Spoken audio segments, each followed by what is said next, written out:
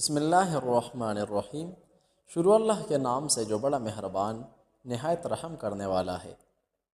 ناظرین کرام، انسان کی زندگی میں رزق صرف مال و دولت کا نام نہیں، بلکہ سکون، صحت، محبت، عزت اور دل کا اطمینان بھی رزق ہی کی صورت ہے۔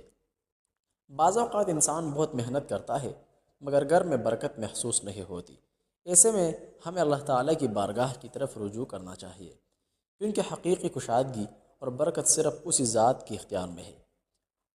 آج میں آپ کے لیے ایک نہایت مجرب اور بابرکت دعا لے کر حاضر ہوا ہوں، جو رزق میں برکت، گھر میں وسعت اور گناہوں کی معافی کے لیے بہت مؤثر مانی جاتی ہے۔ یہ دعا بڑی آسان مگر اپنے اثرات میں نہایت عظیم ہے۔ دعا یہ ہے: اللہم اغفر لی ذنبی ووسع لی فی داری وبارک لی فی رزقی۔ اس دعا کا ترجمہ نوٹ کریں: اے اللہ، میرے گناہوں کو معاف فرما، میرے گھر میں کشادگی عطا فرما اور میرے رزق میں برکت عطا فرما۔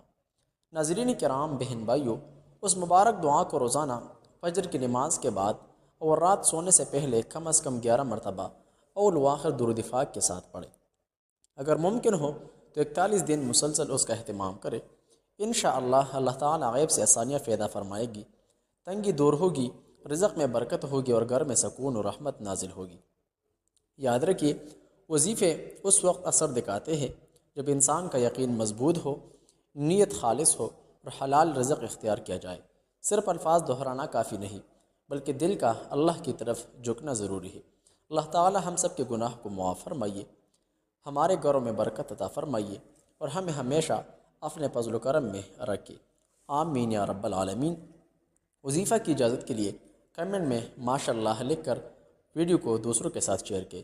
والسلام، جزاک اللہ۔